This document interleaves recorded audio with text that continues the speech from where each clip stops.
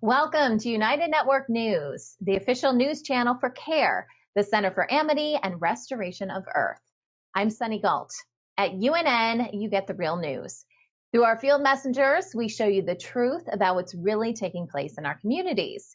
We also bring you stories to help you remember who you are and why you're here, as well as regional stories that impact the people. And our World Situation Report reveals what's happening throughout the multiverse. We are here to restore Earth. In the U.S., it is Friday, February 23rd, 2024. We're headed to Tucson, Arizona for their Gem, Mineral, and Fossil Show. Just look at all these natural goods for your home, including designs created from fish fossils. And in Spain, we'll tour a local market and meet some of the talented artisans who bring their handmade goods to life. In the New Earth, we're learning about the importance of essential oils. Where do they come from? And how can they have a positive impact on our health and emotional well-being? And check out this unique home. It's called Biohome 3D, and it's the world's first fully recyclable house. This is Calen Gibb, messenger for United Network News. Here's a look at today's field messenger reports from all around the world. Tucson Gem, Mineral, and Fossil Show 2024 captivates collectors and enthusiasts from around the globe. UNN field messenger Bella and Wayne show us the gems, precious minerals, and ancient fossils. Hello everyone, this is Field Messenger Bella and Field Messenger Wayne. Today we want to show you of us coming to the Gem Show of 2024, Tucson. Look at this. Look at that table. That brass inlay. Bathroom sinks.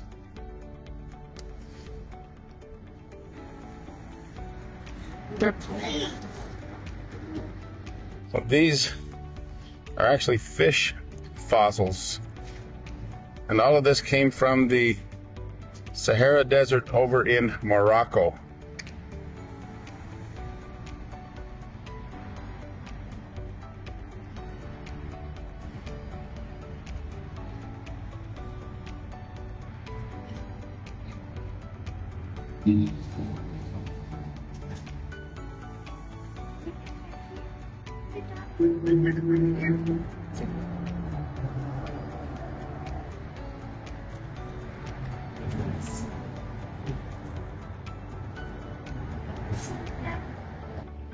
So they said that this year's theme in 2024 is crystal.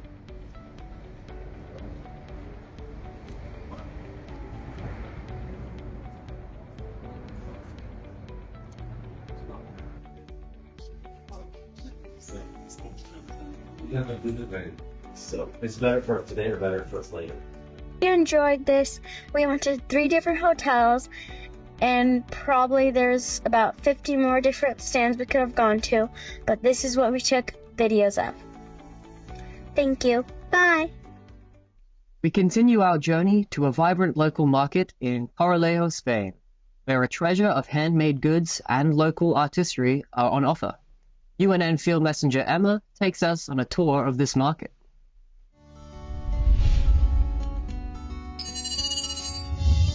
Hi, this is Field Messenger Emma, field messenger for UNN, reporting from the local market in Coralejo, Fuerteventura. Local market here in Fuerteventura, in Coralejo. There's an old man who's there twice a week with his vegetables and fruits. A lot of it is from his own garden, or his own farm, and some from neighbors. And if the supermarket's closed, we could get almost everything we need from him. He has his money in a blue plastic bag. He calculates everything in his head. He doesn't have any electronic equipment.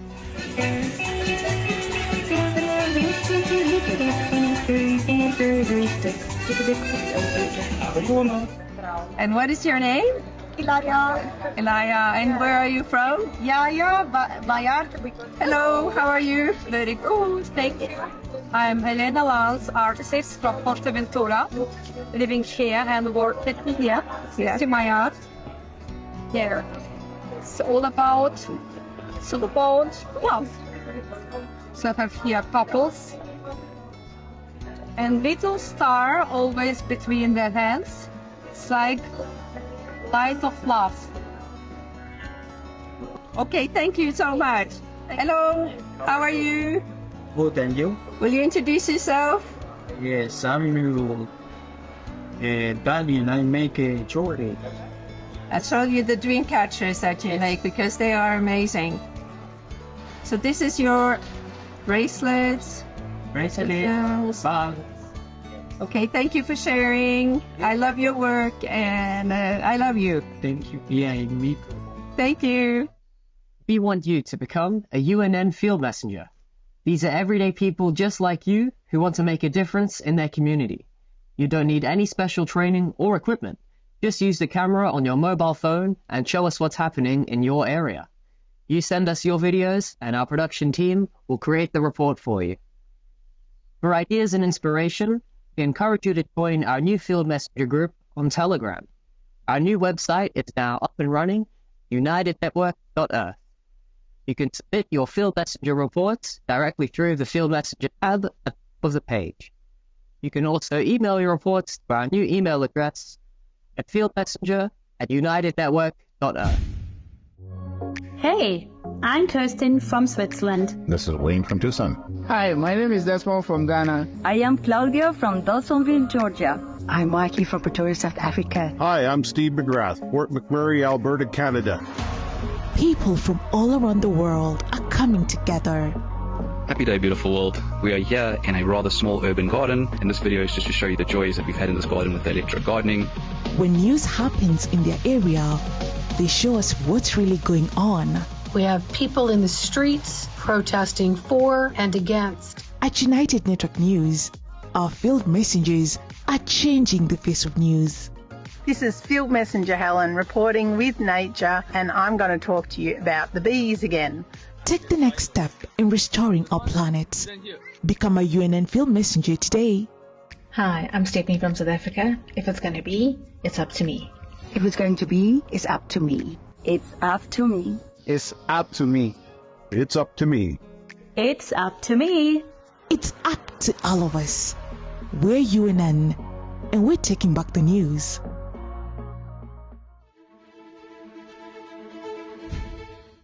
Living in the new earth is all about leaving the false matrix behind and returning to a natural way of life.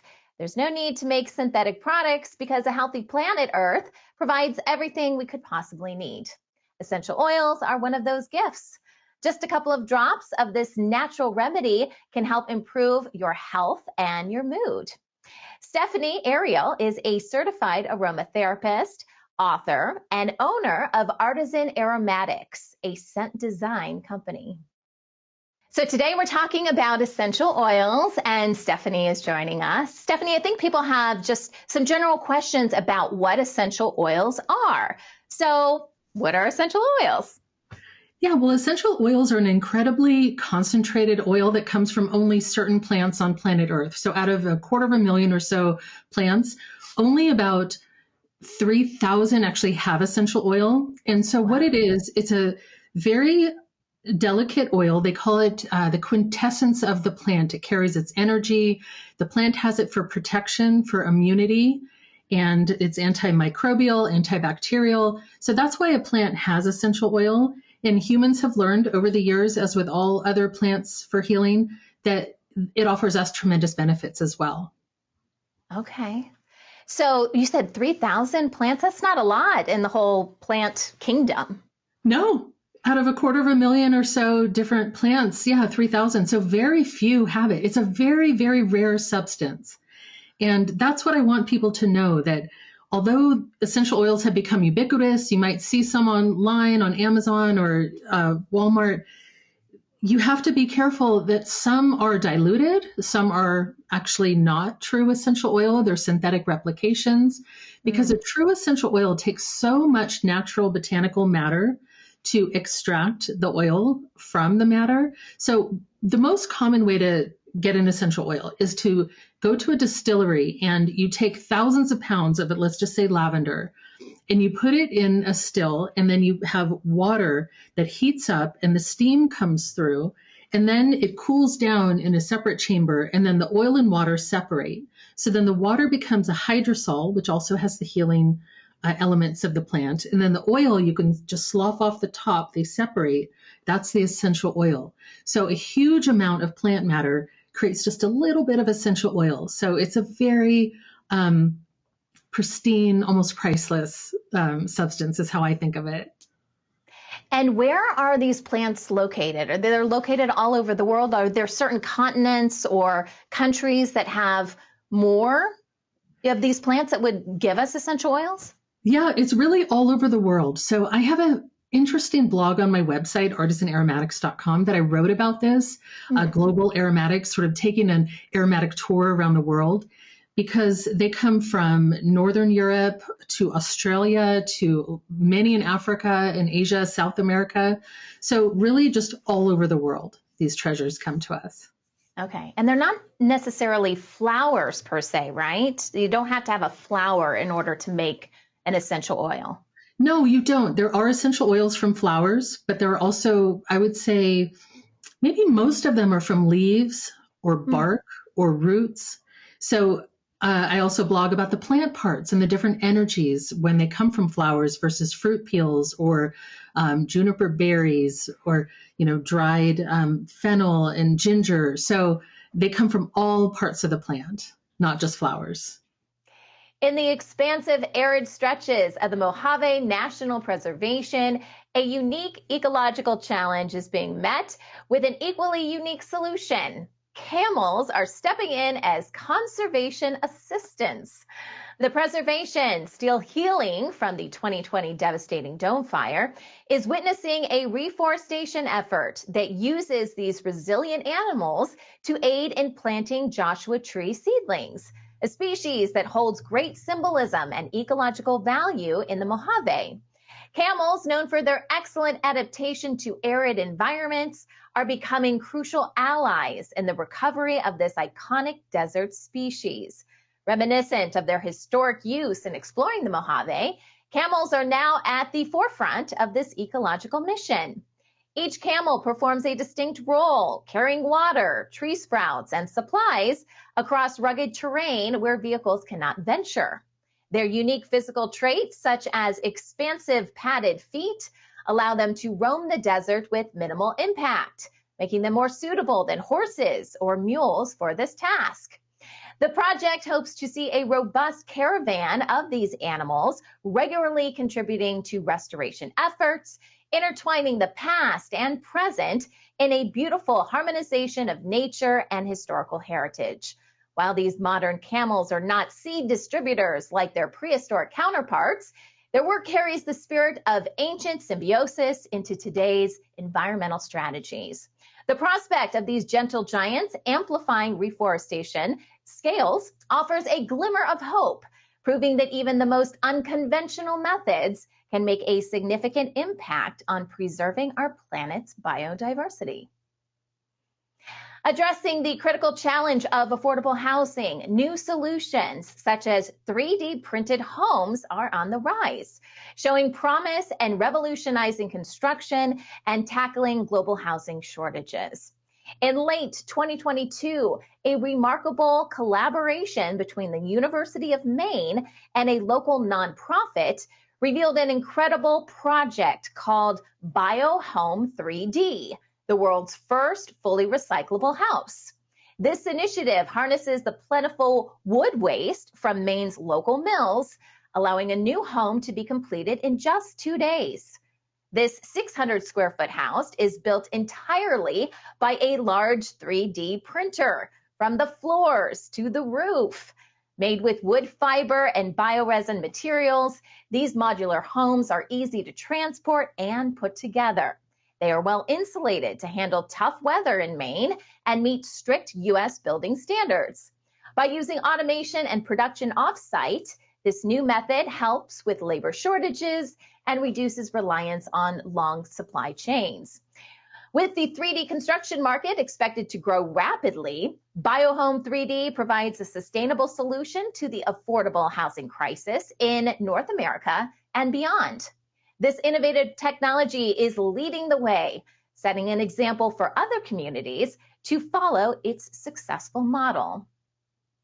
The Indigenous Secopai people in northeast Ecuador recently achieved a historic victory in their long-standing struggle to reclaim their ancestral land from the government. 80 years ago, they were displaced from their land after the Peru-Ecuador War in the 1940s. With the help of Amazon Frontline, a legal nonprofit, the Secopai people were fighting for the preservation of their culture.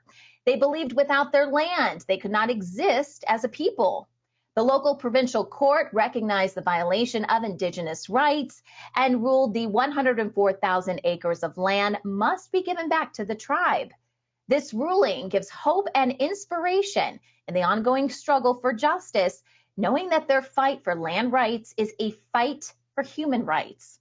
Besides legal ownership, this victory also represents a step towards healing the past injustices inflicted upon the native people of Ecuador. It calls upon governments, business, and individuals to respect and protect the land rights of native communities. Due to their perseverance, this is the first time any indigenous community has recovered land from Ecuador. Many hope this will set a valuable precedent for similar court cases in the future across Latin America and the world. We are United Network News. Every day, we release real stories from real people all over the world. Field Messenger reporting from Gold Coast, Australia, Denmark, Canada, Uganda, from Atlanta, in Southern California. In their own words, people like you share what's really happening in their area. At UNN, you are the news. You are creating a new world with infinite possibilities. You are the restoration plan. Come join us for the real news every Monday, Wednesday, and Friday, only on United Network. We're UNN, and we're taking back the news.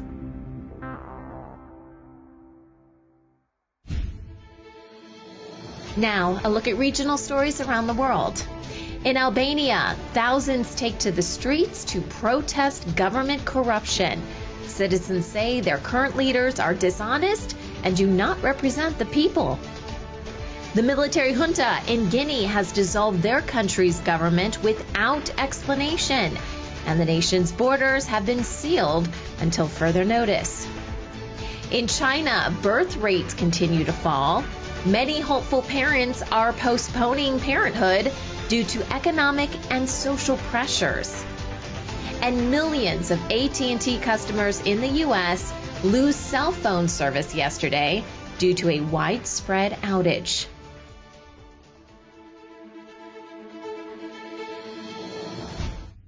In Albania, recent protests against government corruption bring thousands to the streets of the capital.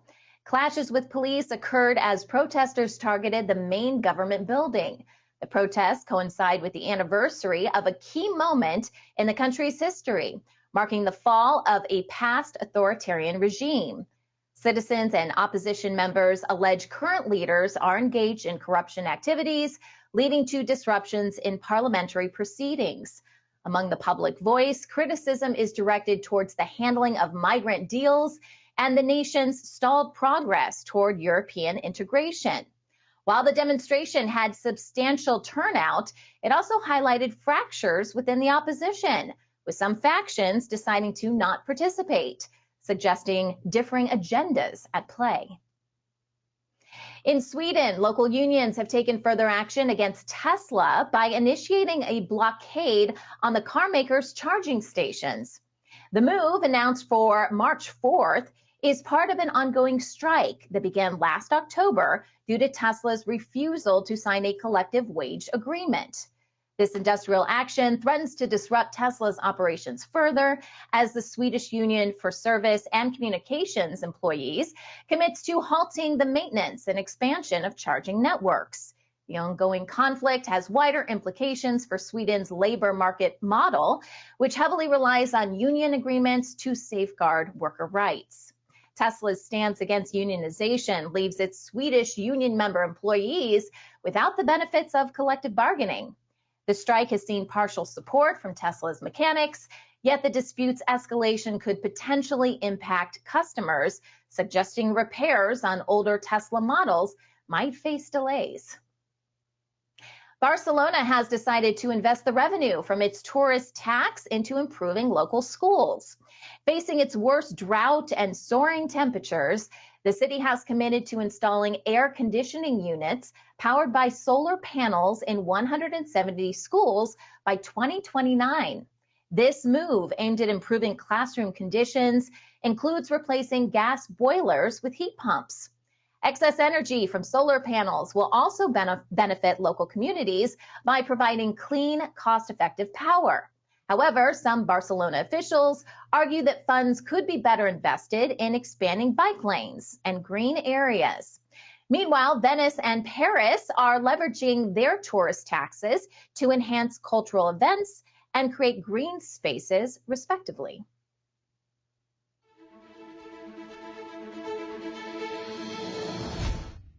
Guinea's ruling military junta has declared the dissolution of its government without explanation.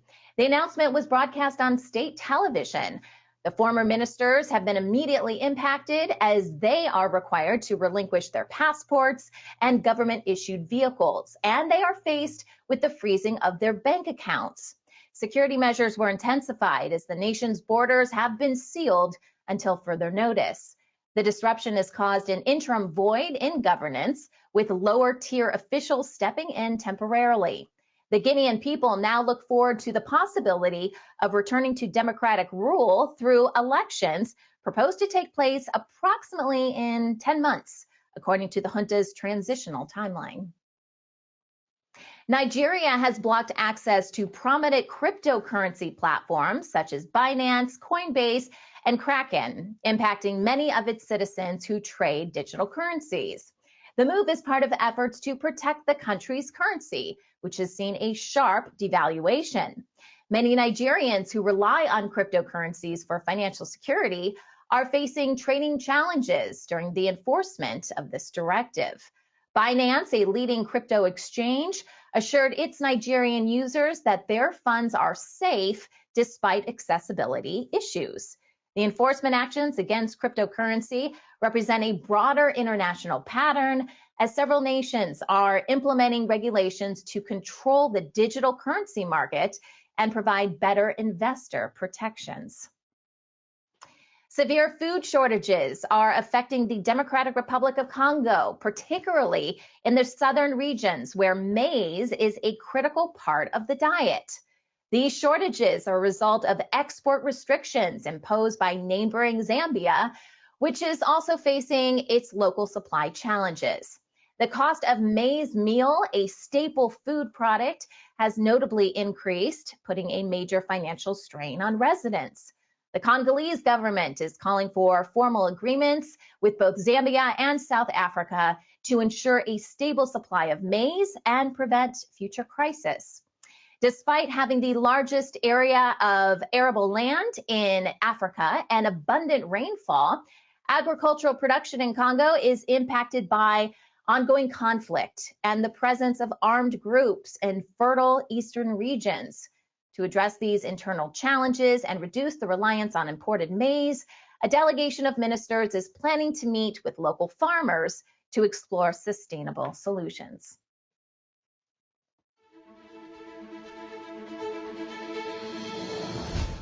A significant data breach at iSoon, a company linked to Chinese cyber espionage, has potentially impacted multiple governments and industries worldwide. The leaked materials suggest that iSoon has been involved in hacking operations, targeting a variety of entities, including governmental bodies, telecommunications, and online gambling within China. Authorities believe the leaked data may impact individuals from ethnic groups such as Tibetans and Uyghurs, as the company had projects related to tracking these minorities.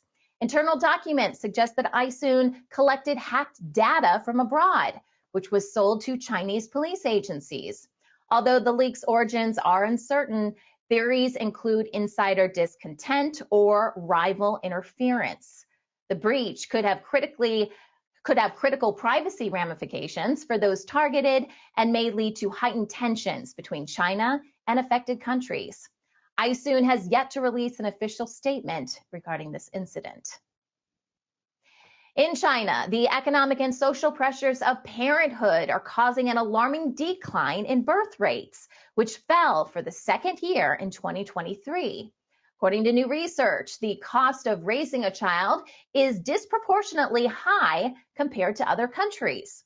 Working mothers are particularly impacted, experiencing a significant decrease in working hours and wages due to childcare responsibilities, while men's earnings remain largely unaffected. Gender-based workplace discrimination also persists. Due to these economic and societal pressures, many Chinese women are choosing not to have children. Experts are advocating for urgent national policy reforms, including financial incentives and improved parental support to mitigate the cost of childbearing and encourage a rise in the birth rate. In Bangladesh, the widespread use of the herbicide glyphosate is raising health and environmental concerns. Glyphosate, known by its brand name Roundup, and used to control weeds in tea gardens, is banned in 33 countries. Health concerns arise as the herbicide, linked to several health issues, can persist in the environment, affecting not only the soil and water systems, but also local biodiversity. Studies have noted a decline in pollinator populations due to such chemicals. Authorities acknowledge the risks, but cite the lack of cost-effective alternatives as a reason for continued use. Meanwhile, the government's initiative to train workers on the proper use of herbicides is challenged by a shortage of manpower and specialists to oversee the process.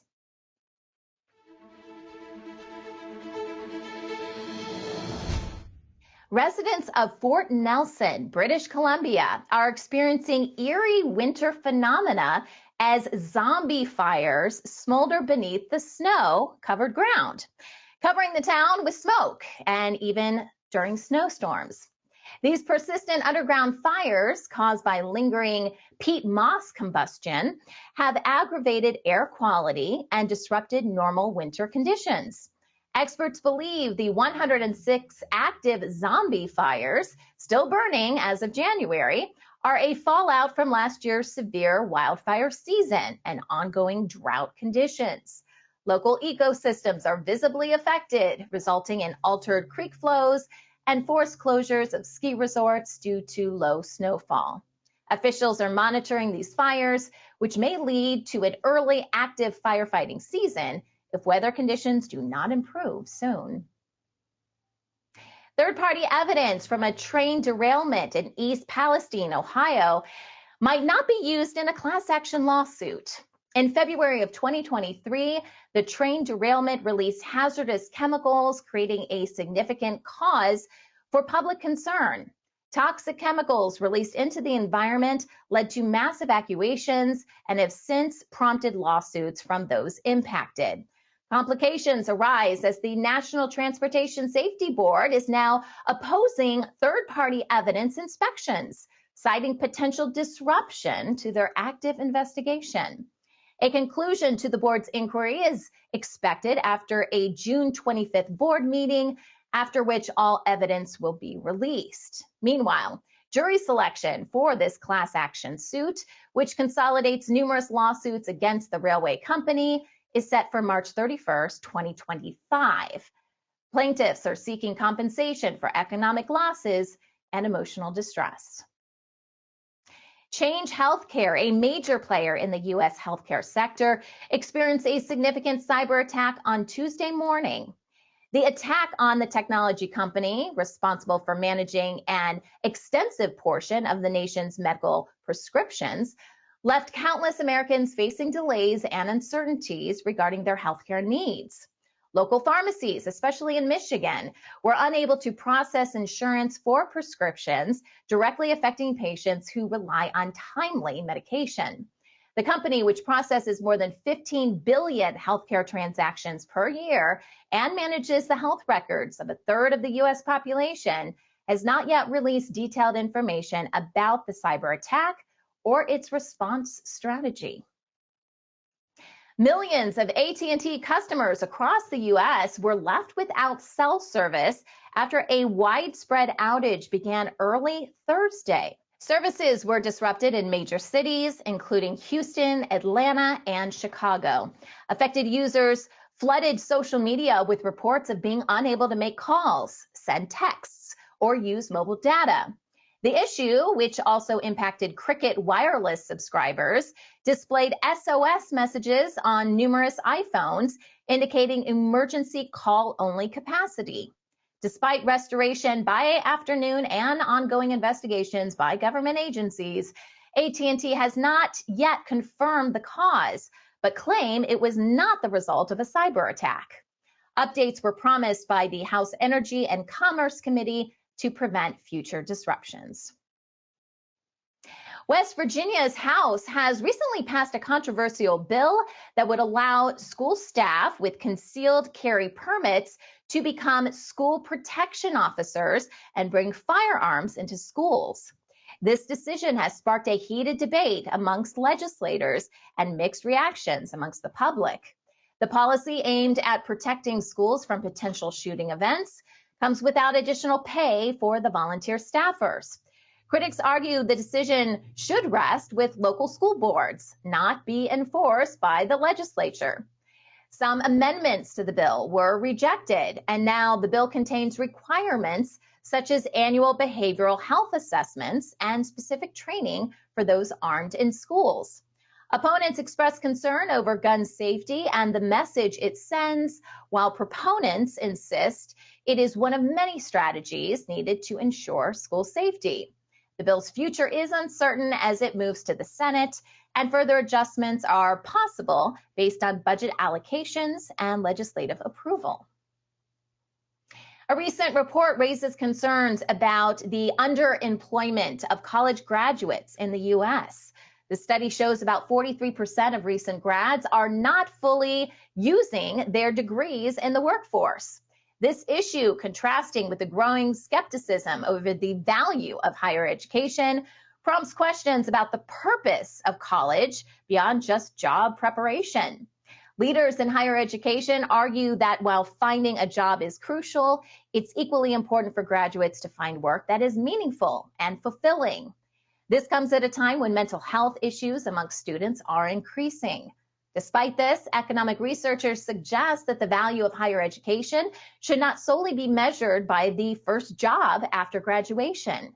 Graduates with college degrees are still better off financially, even in lower skilled positions, than their peers without such credentials. As part of the solution, institutions may need to offer more post-graduation support, focusing on improving their role in developing employable skills and re-engaging with underemployed graduates. Tired of being programmed? At United Network, you'll discover the truth about what's really happening on our planet. Get instant access to our written news, UNN newscasts, world situation reports, and in-depth stories from our field messengers. Manifest your amazing abilities as we explore the new Earth.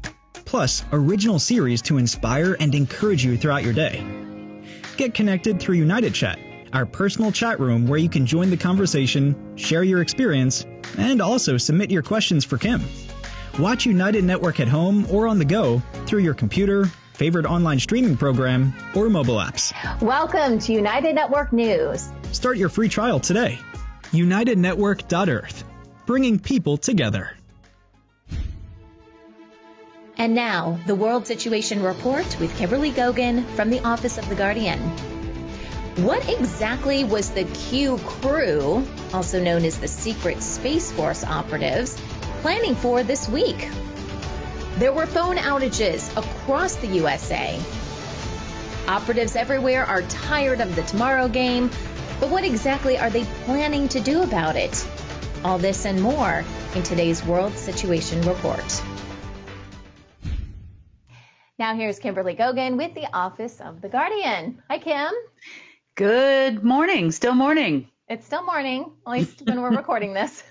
I know. I missed you on Wednesday. I know. Yeah, I feel like there's a lot to get to today to talk about. There's an awful lot going on right now, and most of it is in our favor. It wasn't so much so a little earlier this week, but it turns out that in the long run, it's been very helpful. Okay. So do we want to start with what happened on Tuesday night and Wednesday? Yeah, I feel like we need the complete picture of what went down. Yeah. All right. So last we spoke, we said there were about 50 operatives that were the downline of just a few SSP folks. Right. Mainly one guy was still driving the crazy bus, the short bus, if you will. And so they had a plan of their own. They are definitely tied to the Q clock situation that you see out there. Probably, I don't know how long this news report will stay on YouTube after mentioning that, but definitely tied to that for sure.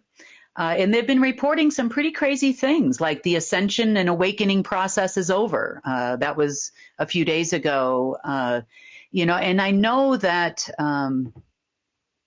they are definitely working in cooperation with Langley 5 in a lot of ways, and have been working in cooperation with the Rothschild family. That includes all of the colors of the Order of the Dragon. So the Iranians, another one, a group that they were working with.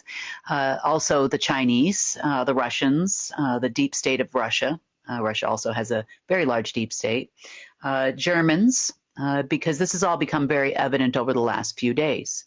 Mm-hmm. So again, there's not that many of them. There was only about 50 still following, and even then, a few of those had dropped off by this point. I was aware, as I think I had told you, that there were a few of them here in town. Mm-hmm. And I got to, let's just say, run into a few of them on Tuesday night. Okay. I had some associates in town for work, actually, mainly to discuss things about life essentials and life assurance, which is something that we've been working on, structuring all of that so that we can get that out to all of you. So we were having these discussions and met them out for dinner to have a meet and greet on Tuesday when they arrived. And I went to this particular restaurant here in town, which was full of local people, which were pretty much making sure everything was okay because they knew that they were up to something, and some non-local people that were not my friends. Mm-hmm. Now, if you don't know, I know you've probably seen a lot of things on the internet about the secret space program and what they do. Deep underground military bases, working together with others. These are all things that are pretty common knowledge on the internet, but no one's really talked too much about the training that happens with these folks. Mm-hmm. And some of this training is directly related to the reason why those that have come forward that were actually in the programs, why they seem to be a little off. Mm-hmm.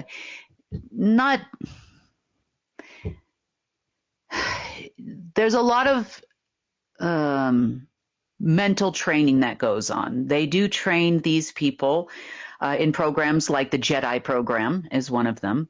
And they train them to remote view. They train them in the world of energy attacks. They become very proficient in what we call PSI. You call it PSYOPs, but it's not. It's PSI operations, which are frequency operations, which can do things like stop someone's heart or, cause bodily function issues and those types of things. And And, maybe some of you on here have experienced some sort of frequency operations when they would run them through cell phones and specific video games and other things that they do to people. Now, with people, it's more about disease creation and those types of things. But you can also use these same skills to, let's just say, protect yourself, right? Or attack someone. It can be done with a machine. It can be done by a person. But they're using dark matter and dark energy to do it. And this is kind of the basis for Santeria and voodoo and some of the other dark arts. But they are trained in it from a scientific standpoint and on a whole nother level. So we had several of those people there during this dinner that I was having. And they were taking us out for a spin, basically to see how I would be affected by these types of operations on a smaller scale. I knew they were there. I knew what they were doing. There are ways you can protect yourself against this type of stuff. And if they come at you too hard, there are ways to push back. Yep.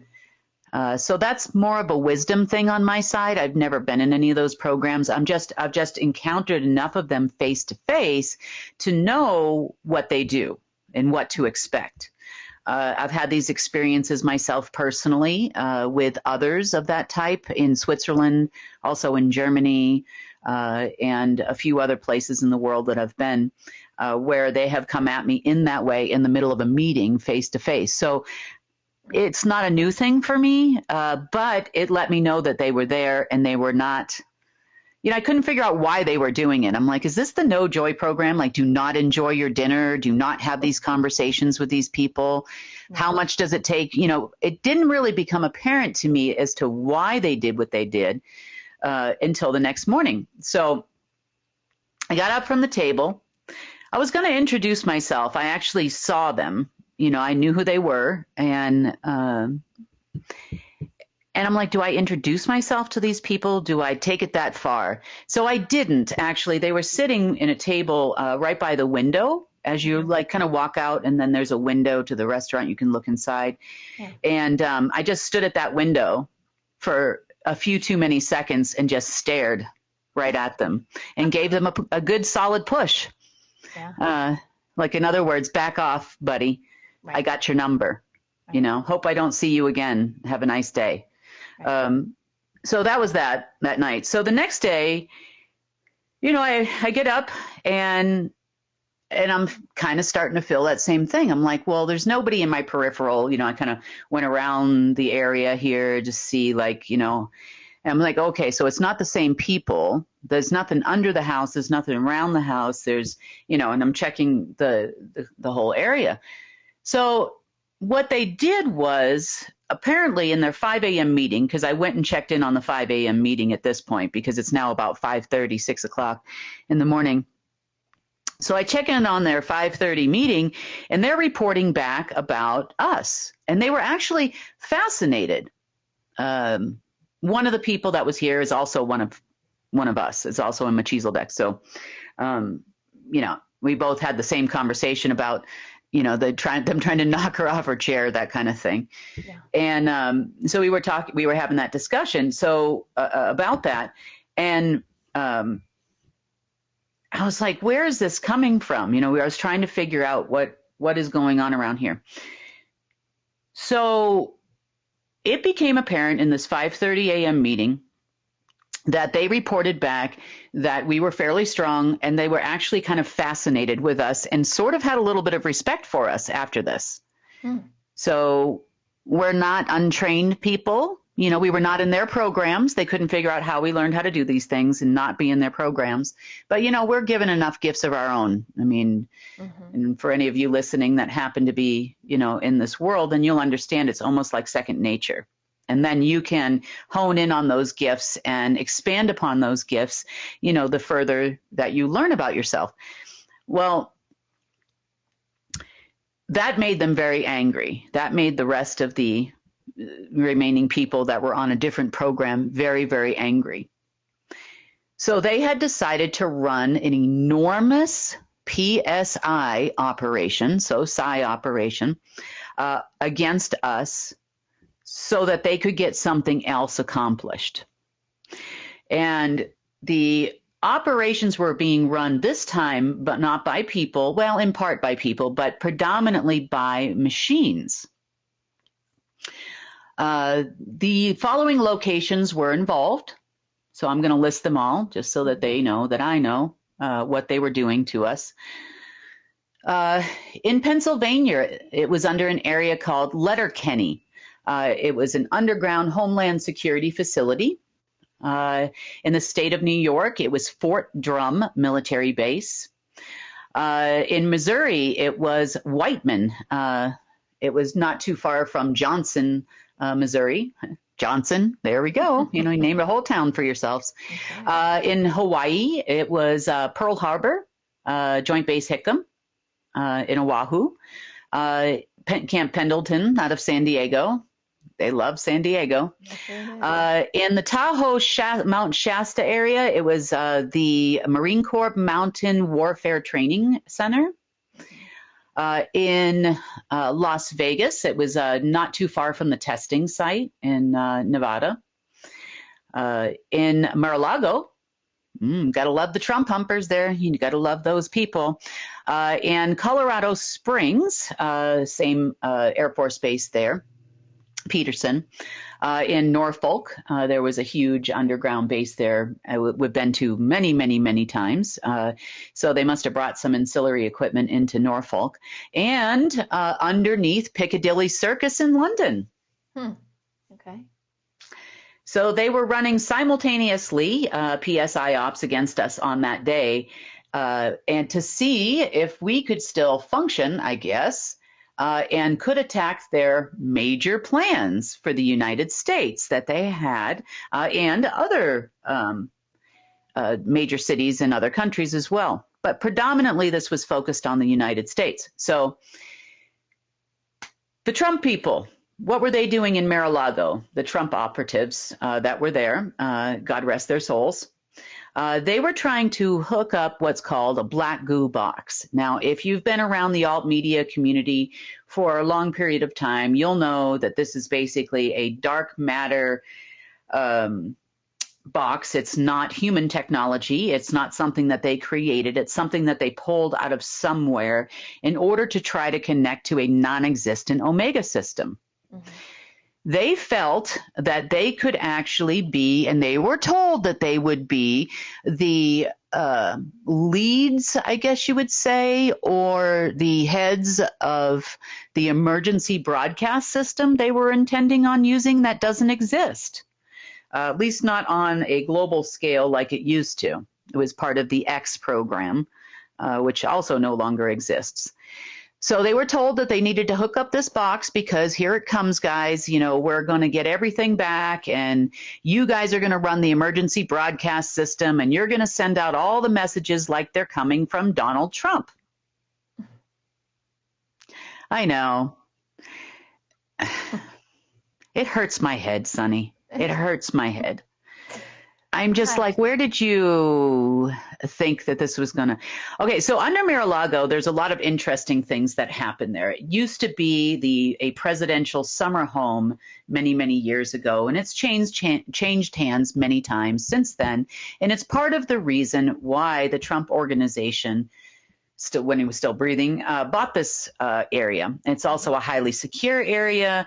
It's easy to secure because it was a presidential summer home at one point in time. Mm-hmm. And there is an entire command center underneath Mar-a-Lago as well. Oh, okay. So there was some connections there at one point in history. It was an Omega portal at some level, to some degree. And there was a lot of systems there, you know, in case of a doomsday situation and the president happened to be at the summer retreat, you know, they could still function. And then since then, we have things like, you know, the doomsday planes and other facilities and, you know, Cheyenne was built and all those places. So it wasn't as prominent, but, you know, it was still functional, and for many years until the last few years when it hasn't functioned at all. It's also the reason why, if you remember, at one point in time, Trump was told by the deep state he would become the new Pindar.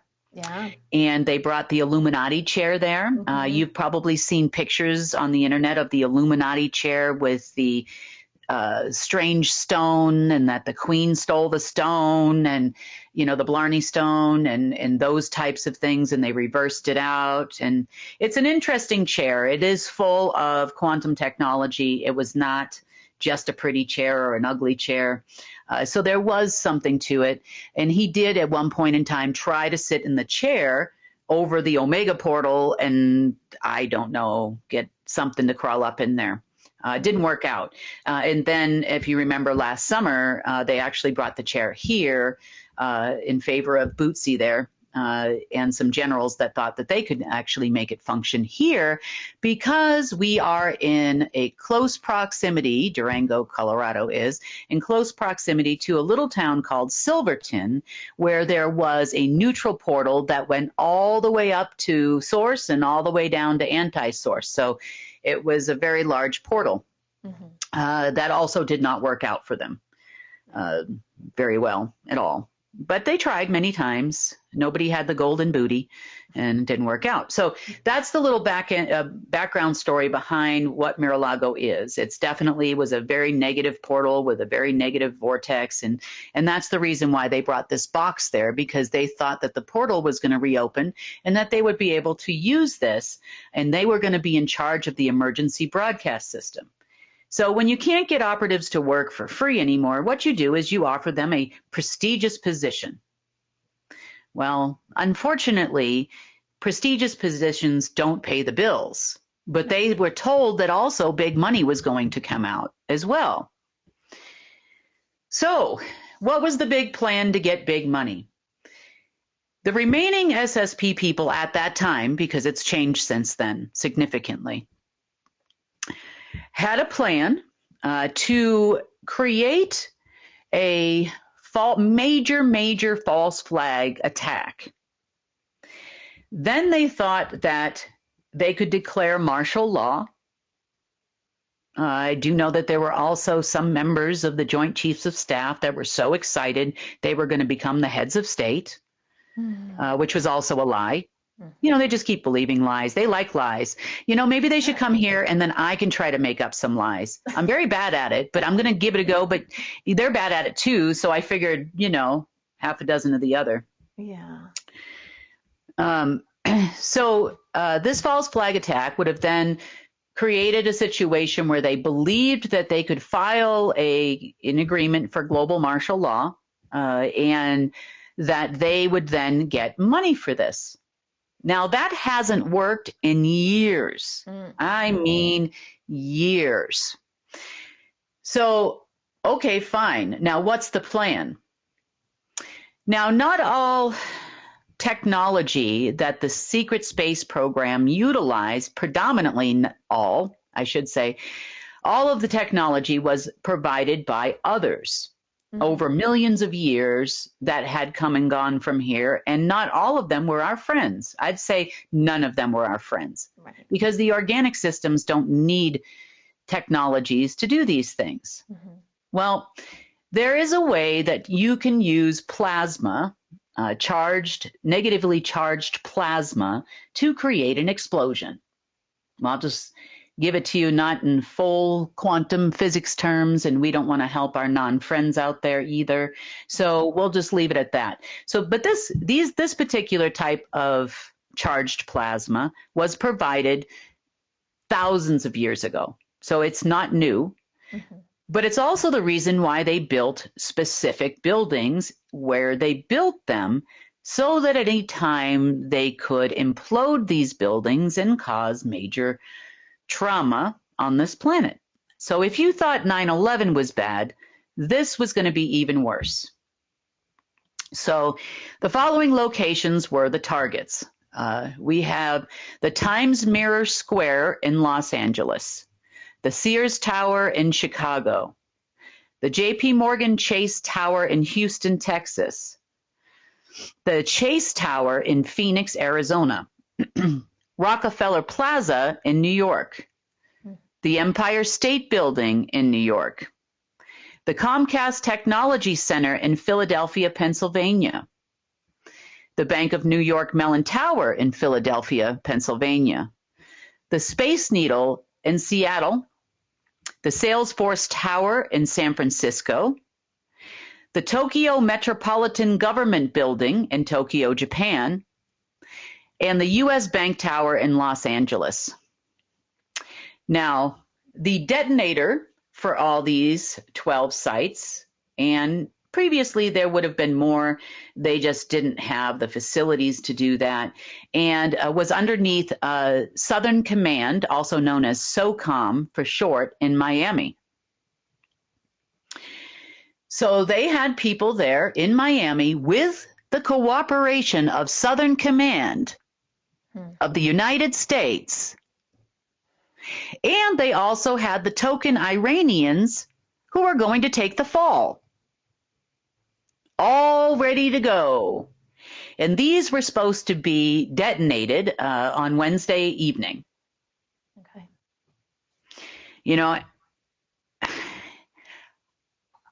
I hope no one ever tells me ever again that we have military people that are white hats protecting this country.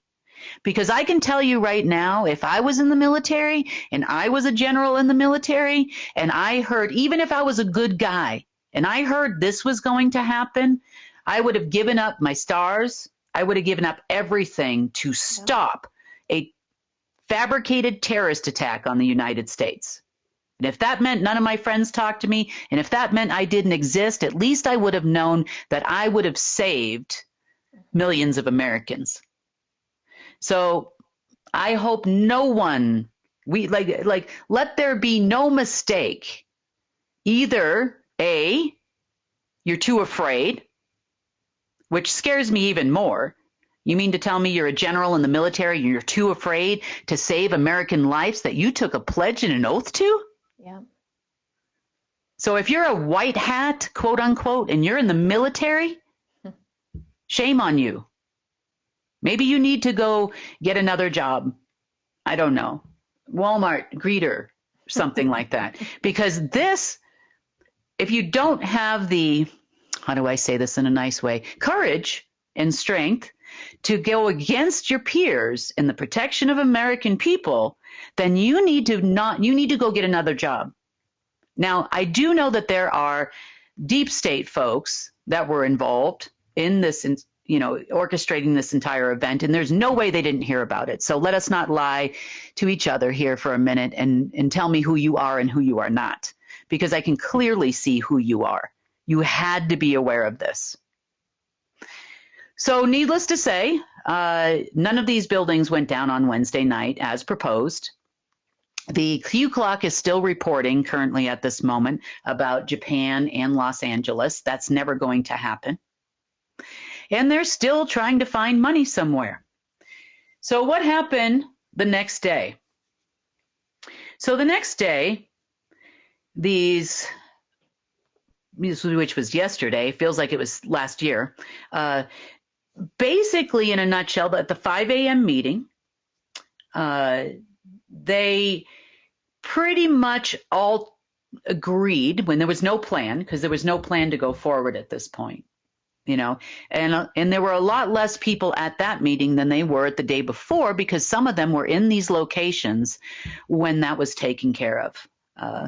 Some of them were also in another location. It's called the Tesla Tower, and it's in Texas. You can look it up. It's a really weird looking tower in the middle of nowhere.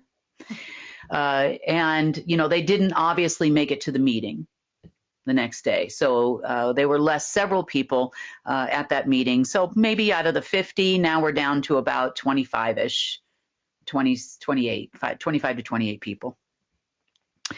And most of them at that point started questioning their sanity, because there's nothing left. Yeah, I guess so.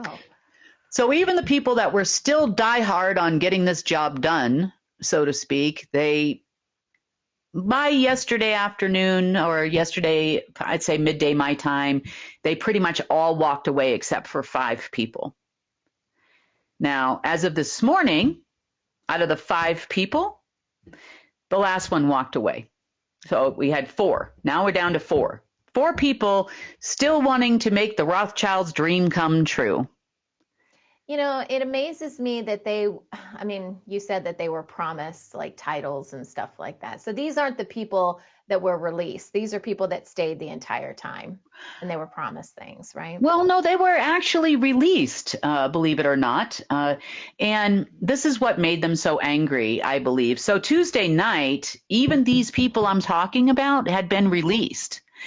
Although, yes, they were. And although the reason why they were told they were released is because they are incompetent. Okay. And you can't get anything done and all of this. But they're also on Mission Impossible. It's worse than Mission Impossible. It is the impossible mission. You cannot recreate the situation that allows them to be successful. Mm-hmm. Not the Order of the Dragon can't do it. They can't do it. Even with all of their knowledge of alien technologies, they still can't make this happen. The technology is not in the 5th density of the lower astral that connected to the portal in Mar-a-Lago anymore. It's not there. Mm-hmm. It's like trying to connect your modem to a cable company that went out of business, 50 years ago. Like you cannot, there's nothing there. Yeah. So they took that, of course, their ego will not permit them to fail, so to speak, which is why they came up with this whole elaborate, operation between Tuesday night and Wednesday. Well, yesterday in the afternoon, they were supposed to pay a bunch of operatives. The operatives are pretty much standing down. They don't want to be owned by anyone, including these SSP people. But, they sold them a nice line, and they really didn't believe them anyway. But they said that, don't worry, we've always come through for you before. They sent their sales reps here, to Durango to sell sunshine. And they were like, all right, well, we'll see what happens. Fine. Okay. Yeah, you haven't come through lately, and there was a lot of chatter about that, but really it hit a stopping point yesterday. The meeting did not go as planned. They did try the 5 remaining, at the time there was 5. The 5 remaining really did try to sell them on tomorrow in the full moon, which occurs on Saturday, and another day ending in Y, and nobody was having it. They said, what's the plan? Okay, you're going to get, what's the plan? What's going to happen now that couldn't happen before? What's the plan?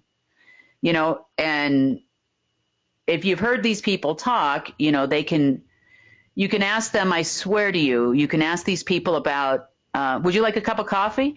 And for some reason, they go into the entire history of coffee and how coffee beans are grown and, and roasted to perfection and then, sent around the world and at $3,468 a bucket and, whatever it is, it's ridiculous.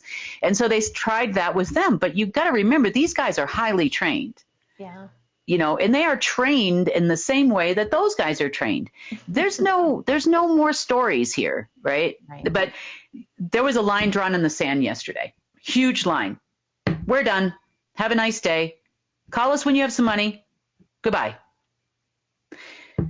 So the 5, for their part, have been trying to utilize the RFID chips, those little chips that are in your credit cards and debit cards, to siphon pennies or partial pennies, because you can do that when you are hackers, in which they are, to try to gain enough money off of each transaction that everybody runs through an RFID chip, card, to pull together some money so that they could then possibly pay some operatives. Now, this is not a fast process by any means, despite how many cards are swiped on a daily basis. And even if you're taking 0.001 cents or whatever it is off every transaction, you'll probably have enough by the end of yesterday to buy maybe a bottle of whiskey, and which they probably need that right now. They need to drown their sorrows. So I can understand, why they did that. But the mechanism behind that is now gone too. So that was gone as of this morning when we figured out what they were trying to do to consumers. Now, other things they were trying to do, which happened very haphazardly, didn't really work out very well, but you can see we had some cell phone outages, and we had some internet outages if you used AT&T, Verizon, and T-Mobile internet services. It was very spotty compared to the amount of users, and we had people report, my phone, we're all on the same payment plan with, say, AT&T, and my phone worked, but my wife's phone didn't work, and 2 out of the 3 of my children's phones didn't work.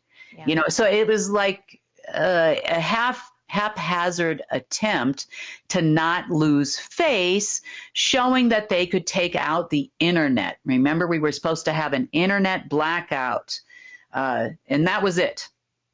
So most services were restored fairly quickly. Any backdoor accesses that we could find were removed, and everybody's phone was back working again within, a very short period of time. It really didn't last that long. So we reported in the news that AT&T said that it wasn't a cyber attack. So do they? Well, it wasn't. They actually gave the SSP permission. They opened the doors for them. It was like, come on They in. Sure did. Internet blackout for Trump? Are you kidding me? We are so in right now. Interesting. Okay. They're buddies, Remember, all big corporations are run by agency people. They're run by operatives. Yeah. And these just happen to be some that were on their program, apparently, that run all of these major telecommunication companies.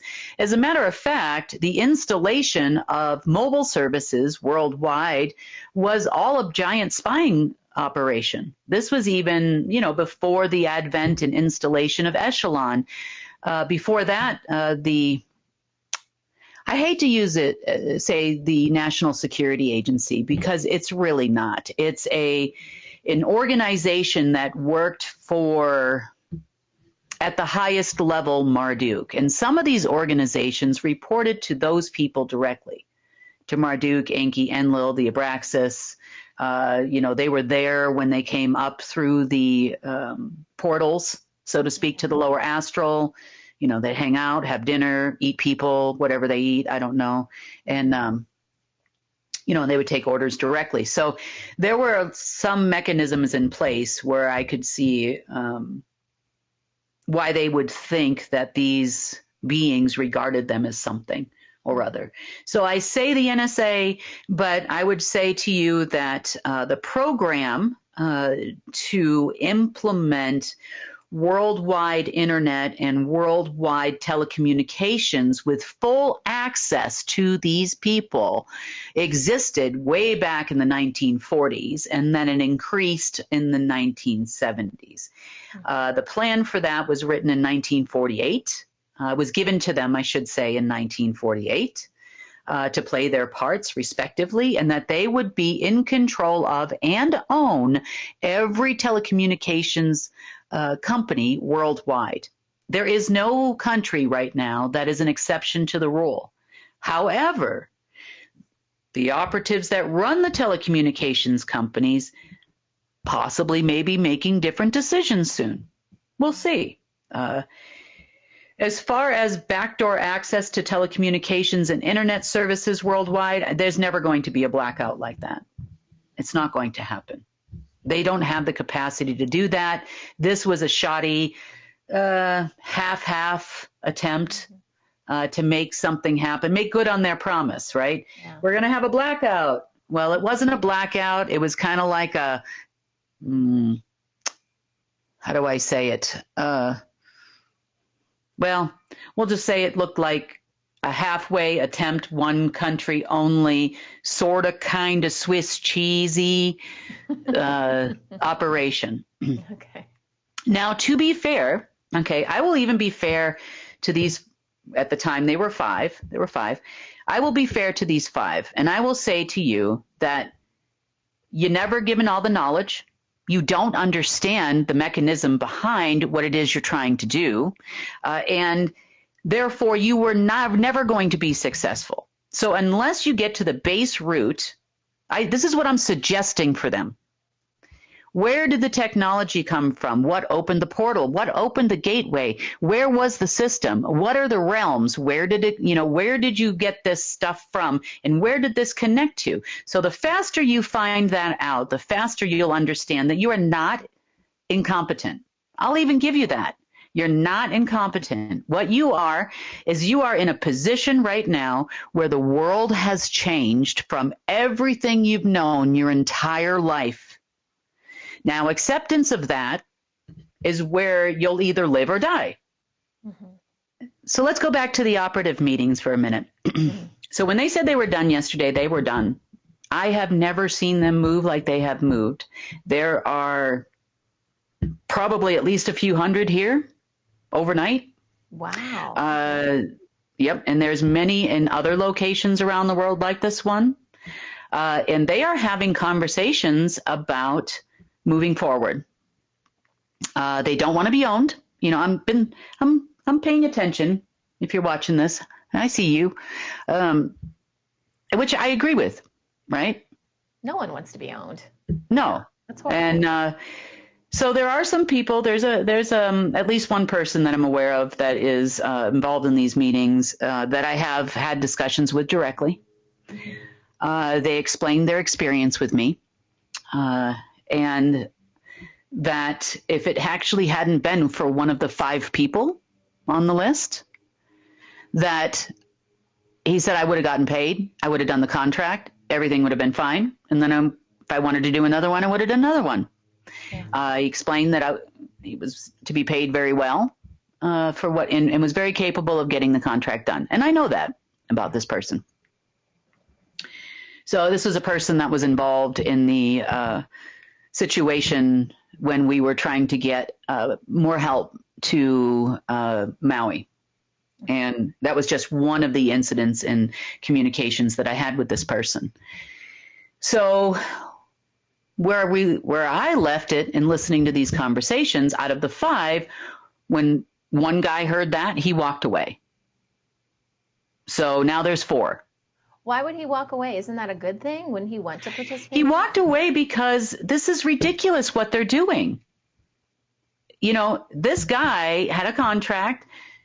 He was asked, how long did it take me to transfer the money? What, like a week, 2 weeks? He said, no, 20 minutes.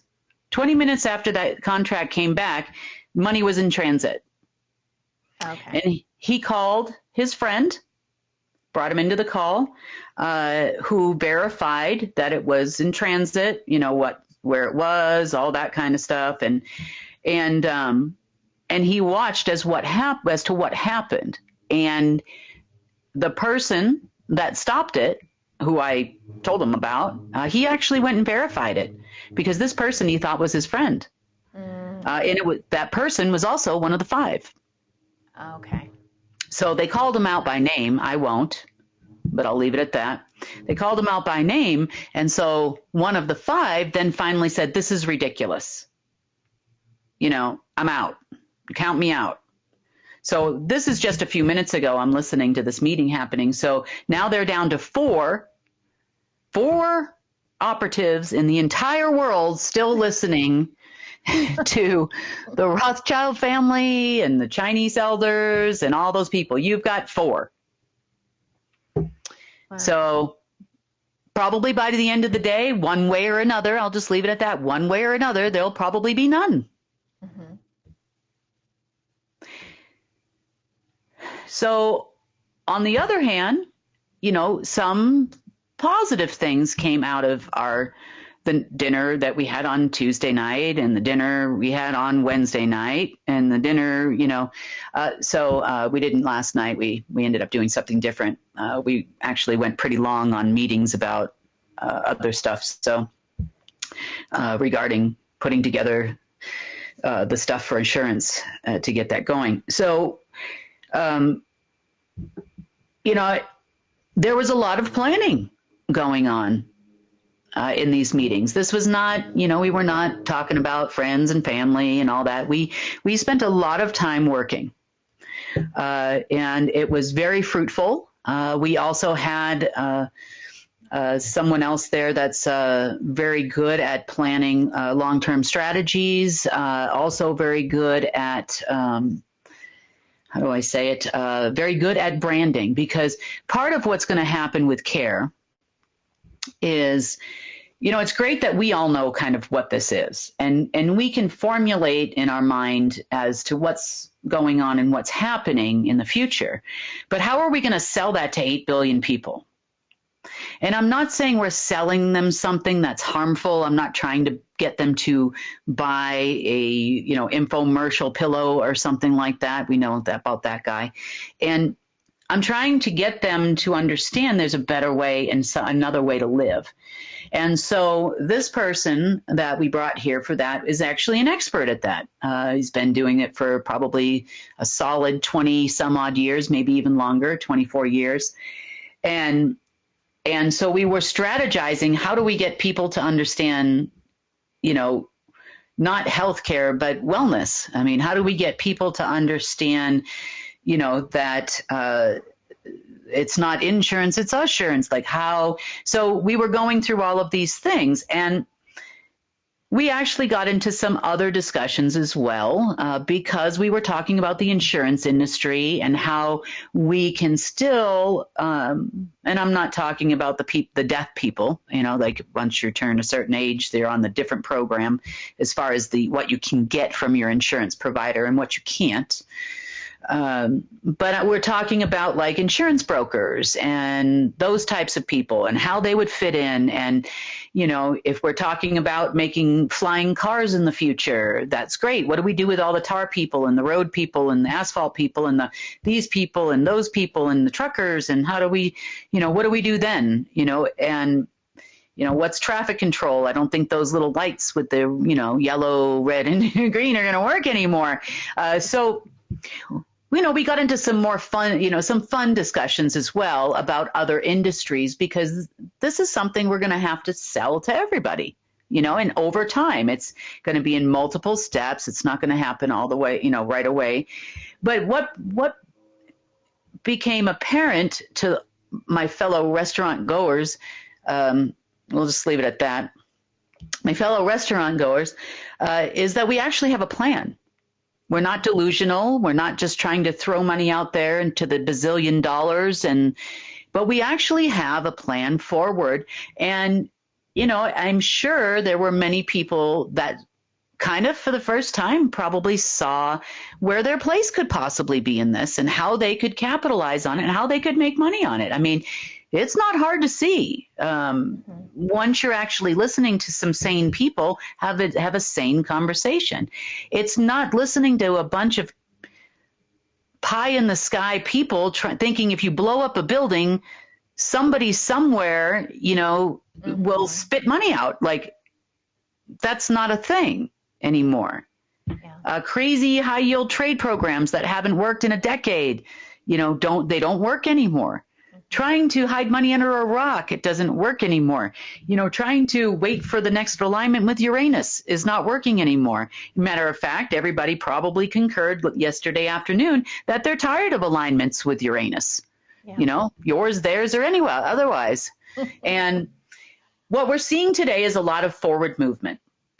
There is where I left it right before we started recording the news is they are discussing what stopped it and how can they help. What stopped what? What stopped transfers? Sorry. Oh, okay. I'm having a whole conversation over here. What stopped the transfers in the past from getting to the people? Obvious there were people on there from the Treasury Department, some of those names, which I know, and have dealt with directly from the Trump terminal to the terminal at the Treasury Department. And they have said, yes, we had no problem spending that money as it came in the budget and this money. And yes, it was her on the other end of the terminal. Yes, it was her talking to the White House and the Treasury terminal there and President Trump. And yes, we received the money over here and we promptly paid the bills. Yeah. Good. Okay. Well, there was even some incidents where they were under threat by the Federal Reserve, and we stopped it. I sent this guy $196 trillion worth of defunct and expired Treasury notes, free and clear, so that the Federal Reserve wouldn't try to get the United States to declare secret bankruptcy at that time. This was a few years ago. So I definitely know this person. This person definitely knows me and knows that I can perform. So now these guys are trying to figure out how to do it. What can they do to help? So that's where I left it. They want to get paid another way. I am working a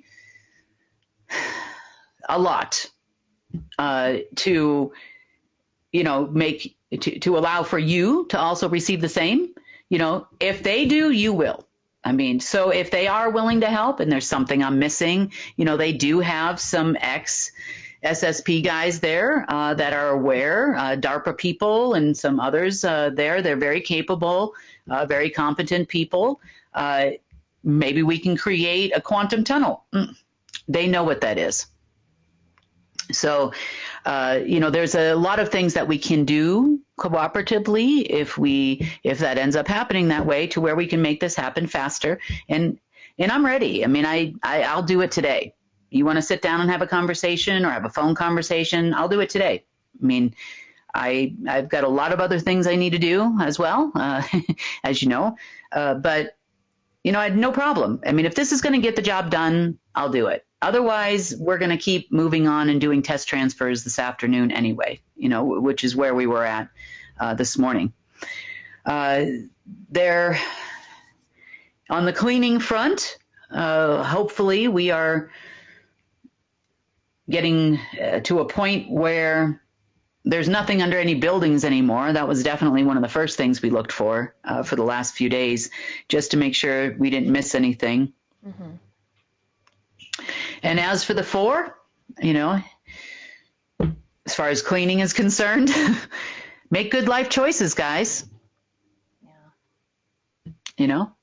You can stay, waiting for the world to change and alignment or whatever's left for you over there, and keep listening to those people and, calling militaries and trying to get them to do crazy things. Sure you can. But I can assure you that the rest of the world is going to move on without you.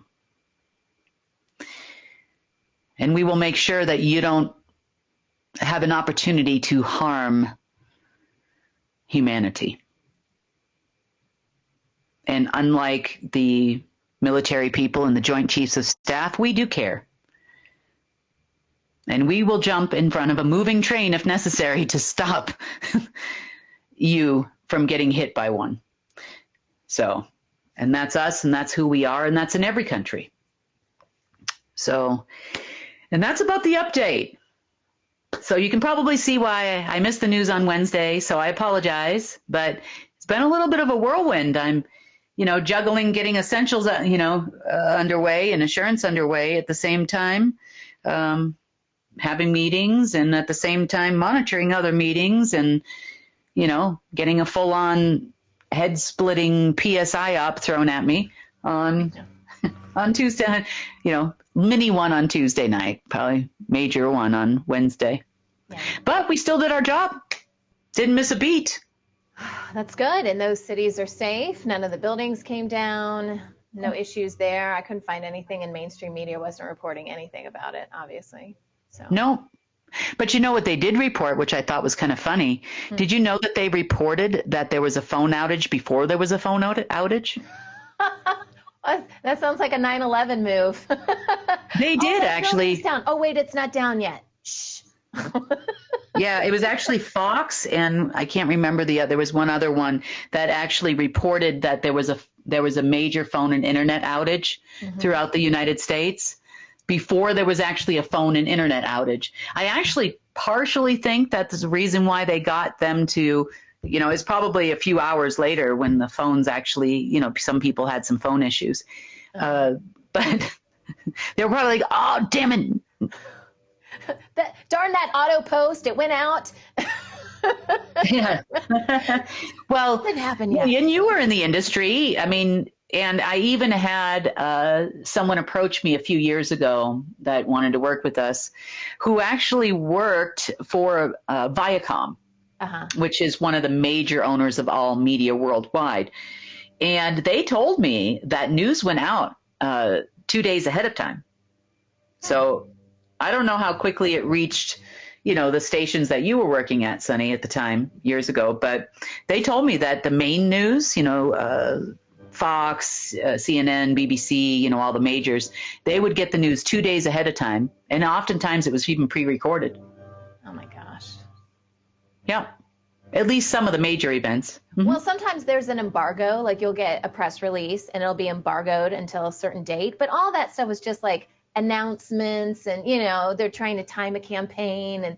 But I never saw like news like, hey guys, this outage is going to happen at this time. You can't report it. And I've never seen that. Or there's an Iranian terrorist attack on the Empire State Building in New York. But don't report about it until this time. I've never seen that, but yeah, the smaller stations probably wouldn't have seen it. There's a hurricane. There's a tornado. Anything that's actual news, we're not going to report on it when it's news. We'll report on it later. Well, I think that doesn't come down to that. This is only their trusted, deep state held mainstream media channels that they do that with. But now, there's a little bit of uncertainty with what they do. It doesn't always pan out. That major terrorist attack, you can't really give it to them 2 days ahead of time anymore. Yeah. But this one they did actually, because the internet outage, they did give it, the 4 that are remaining now. We'll call it 4 now left, but there was more at the time. They did really give it a good try on Tuesday and on Wednesday.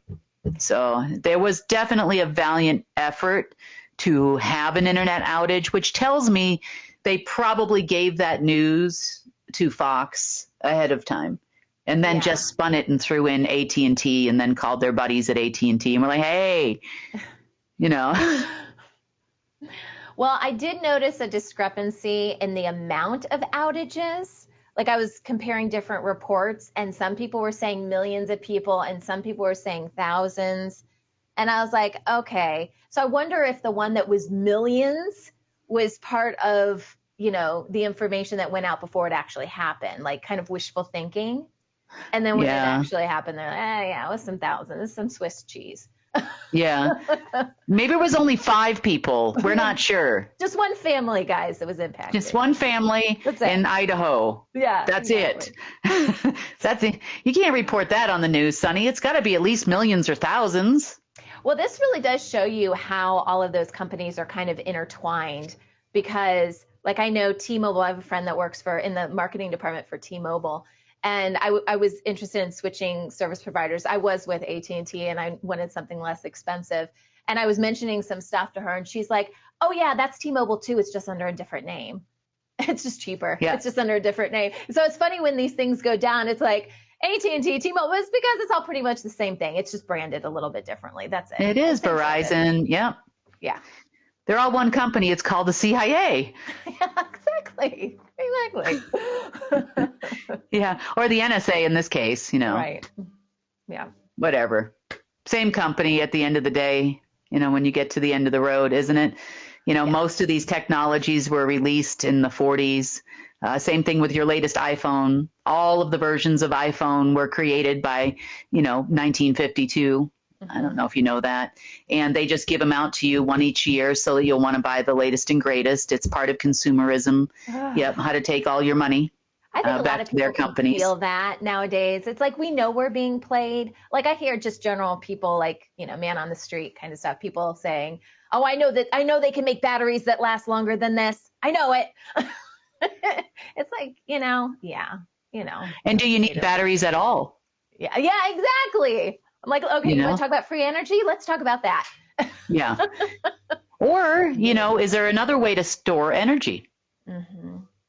That's non-caustic. And if the thing blew up or, went into, remember the cell phone batteries on planes a few years ago, Samsung, I think it was, they were having an issue with. now you got to take the battery out of your laptop if you get on an airplane. Yep. That's the whole reason for it. But is there a better way? Of course there's a better way. Yeah. I mean, everything. We can store energy in many different ways, if you are not connected to a grid, even right now. And they know it too. The fact that they're using cobalt and a bunch of other stuff in batteries, lithium and thorium and those types of things it's completely and totally unnecessary. You could probably even charge your laptop at some point in the future with your body. You don't need that. If we're going to continue to use laptops for a little while, probably. But you don't need that. You can charge it yourself. Your energy is just as good as the energy in there. Actually, it's better for you and healthier, which is probably why they won't release anything like that or wouldn't have in the past. So we have a ways to go. And I know that. And it's going to be a step-by-step process, and we've been going in the wrong direction for a long period of time.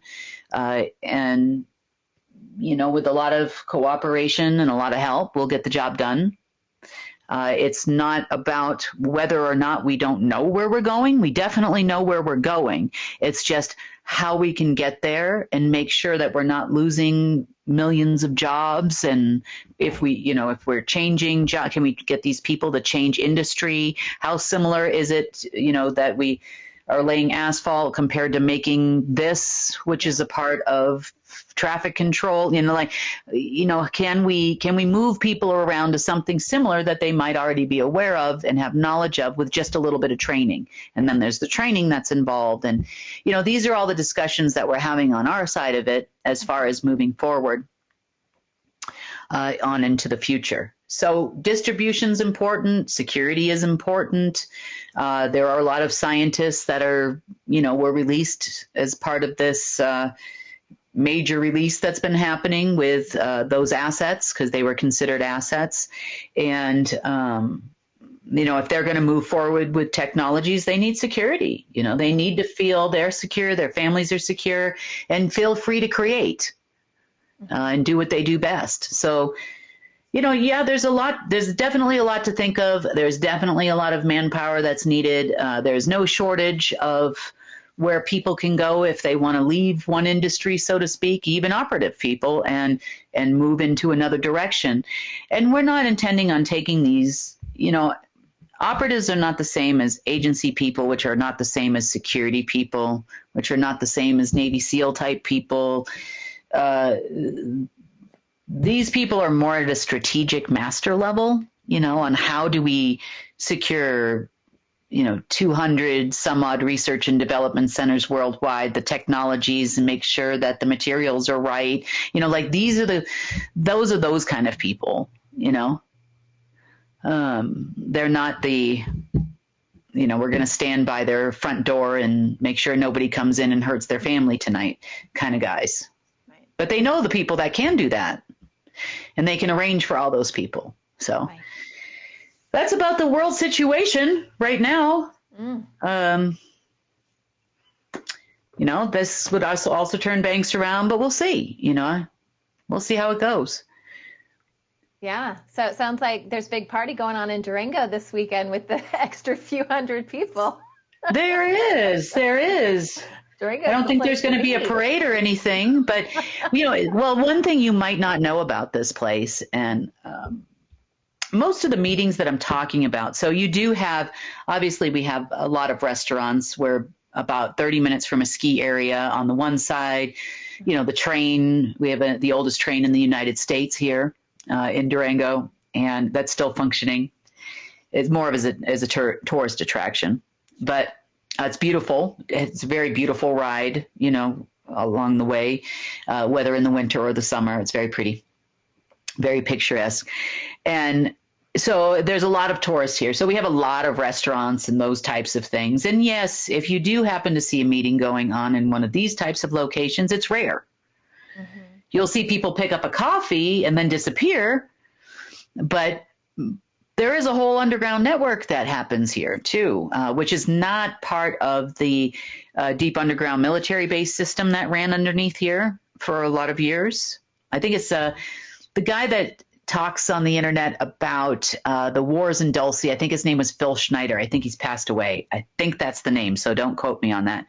But that's many, many, many, many, many levels down from where I'm talking. This is just about town security. This was all built in the 70s and 80s, where, you know, there's a white room and a place to have a meeting and all kinds of stuff that happens. You know, they'll go into a coffee shop, disappear, come back about, 5-6 hours later, maybe into a certain hotel, or, we'll just leave it at that. But it's an interesting place. So you'll see them later on, dinner time, whatever, but you don't see them much during the day. Matter of fact, my associates were curious because, they know what I do. Obviously, they're involved in, and they said, "Oh, it's a ghost town." And I said, "Oh, it's a ghost town, really?" And so, she went in to grab a coffee this morning and was like, "There's nobody on the street. Nobody. What do you mean there's all these meetings going on?" And so the second she walked in there, then it was like 2, 4, 6, 8. And she goes, "Oh, okay, there they are." And I go, "Yeah." And then they're going to go downstairs in the back stairs and they're never going to see them again. I said, "You're not going to know what happened to them. They're grabbing a coffee and going to a meeting. Meeting starts now."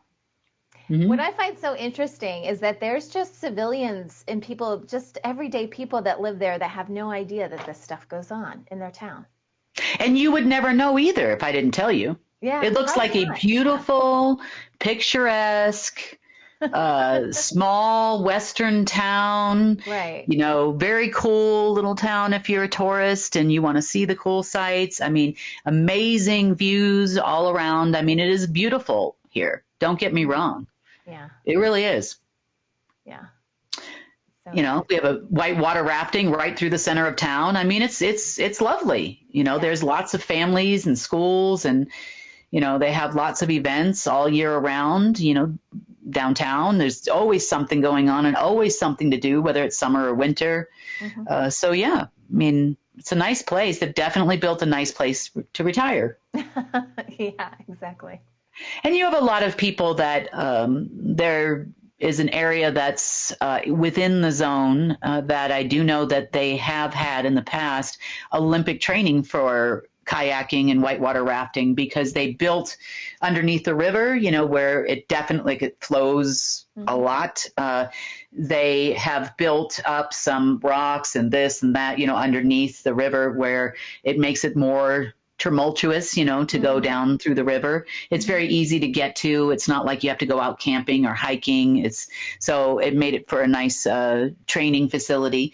So lots of stuff. I mean, it's the strangest little town. You think that, you watch too many Hallmark movies or something, and, there's a small diner and a lady named Betty runs it, and that's it. That's the only place to eat in town. And then, is the mill safe? Because the mill's not safe, and the town's going to shut down, and, it's going to be a tragedy. But this place is completely different. Yeah. So interesting. Interesting above, interesting below, interesting to the left. If you, with the portal down the street, it's not there anymore. It's closed right now. It was open actually until maybe a few weeks ago. But you got Dulce in the other direction, about 50 miles in the other direction, probably 100 miles worth of tunnels underneath here. It goes all the way to Nevada and the Nevada test site, used to anyway. Yeah. If you only know your country, right? If you only know what really happens. Yeah, real history. Till 2019, the others worked together with the folks. Yeah. So, yeah. Then they declared Independence Day, said they didn't want to deal with those secret space program people anymore, and blew everything up from level 6 down worldwide. That was the end of that. Wow. Mm-hmm. Yeah. Yeah. They were done. Yeah. We're done. We're done. We're done. We're down to 4, guys. We're down to 4. By the end of the day, that may not be the case. Yeah. 4. It's like the last little bit is like the hardest. The last stretch is like when you're running a race or whatever. It's like, it's right there, right there. Well, yeah. We'll see. Okay. You know, they're always looking for an in somewhere. Can we get in there any way, shape, or form? You know, maybe this will catapult us. So we'll kill a few million people. The dark aliens like that, and they used to. Now, honestly, it would. The loosh that would come from that was wonderful for lower astral beings. Oh, sure. They liked that stuff, so they would grant them special privileges, you know, and access and that kind of thing, and special positions because they killed millions of people in one day. Like, that would be a thing. Yeah. But that's not a thing anymore because there's no one coming. Nope. So, and to the four of you, you know me, I know you, and I wish you the best of luck making it through the end of the day, so make good life choices. And as for the rest of you, have a wonderful weekend. On the other side. And feel free to visit the Empire State Building. It's fine now. Okay, good to know. All right, thank you, Kim. Want to share news from UNN? Help us change the face of social media and use it for good. Connect with us through our online channels. Our social media team creates clips from each newscast you can easily share with family and friends. And that's also where you'll find our UNN meme of the day, which is a great way to encourage critical thinking. Links to all of our social media sites are available at the bottom of our website at unitednetwork.earth. Let's change the face of news together. And that wraps up today's news update. Please share UNN with your friends and family. We need everyone to come together and help restore our planet. When news happens in your area, record it and share it with us so we can share it with the world. Remember, if it's going to be, it's up to me. I'm Sunny Galt. Join us Monday, Wednesday, and Friday for the real news.